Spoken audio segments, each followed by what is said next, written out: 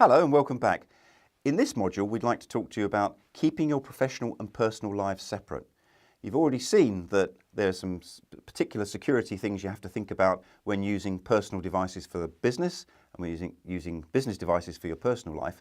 Let's just delve into that a little bit more deeply.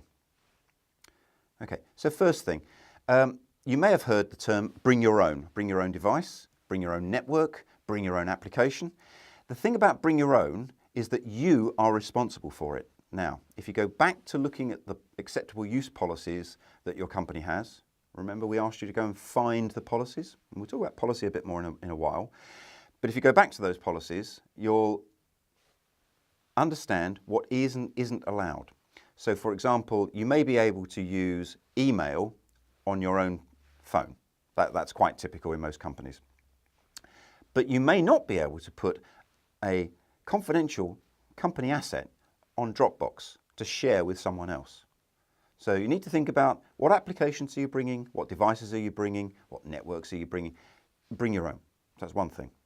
Second, staying within the law. We're actually going to look at the law in another module in quite detail, but I want you to be aware of what you should and should not do, and also then when we go through the law side, what's actually in keeping and what's actually breaking the law.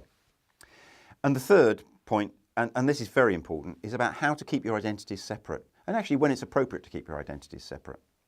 Some of you might actually be encouraged to be a person working for your company on the internet, but that's quite rare.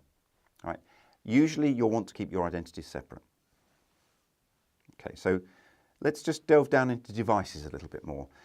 These things, tablets, mobile phones, even laptops in some cases, are now used by a lot of people. They bring their own to work. Now, there's some advantages for your organisation. Number one, they haven't actually had to buy it. But there's some debate as to whether it's cheaper because it's not being bought, or more expensive because the cost of managing corporate information assets on a personally owned device is actually higher. So the jury's out really on this one. But the thing to know for you is, how does your corporate policy affect your use of this device? For example, I do use an iPad at work. I've got my company email on it, but we have made a decision that any information assets that I access will only be accessed across a network connection, and they won't actually reside on the device. And that's a corporate decision for us because we're dealing with information that's actually quite sensitive for your company, for example. Now, but you may have different policies. And then what can you expect if you use your own device? Well, one of the things you'll see, for example, when you set up email on a phone, is you may be asked to accept a security policy. It's one of the little tick boxes. If you were to read that, you'll see that your company probably has the right to remotely lock, remotely wipe, right? And in some cases monitor everything that's going on your device. You need to make sure that you're comfortable with that before you accept that particular security policy. Now, there's a good reason for that, obviously.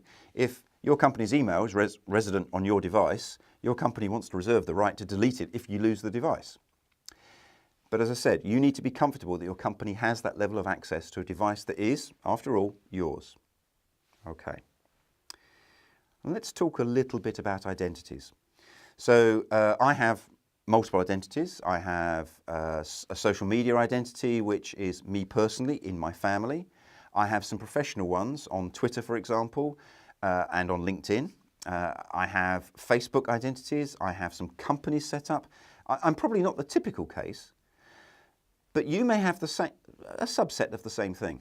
So think about it. If you have a business identity on LinkedIn, would you want to use that business identity to enter into an argument about some sensitive piece of information, or to put forward a radical view in a business context? Likewise, would you actually want your Twitter account, for example, to be used to talk about business issues? Because it's your account after all. So our advice is to keep your identities separate and to know what purpose you've got in using each identity on each platform. All right. There are, by the way, a number of case studies on where this has gone wrong for people, and comments that have been made, especially on places like LinkedIn, which have led people into great, well, hot water, let's put it that way. A lot of trolling going on out there. So knowing who you are in each context is where we want to be on social media. So just to sum up then, if you're using your own device, be comfortable as to what your company can do and what you can do on that device, but mostly understand who you are in each context and for each device and for each network that you're using. Thank you. Now answer the questions below. I'll see you on the next module.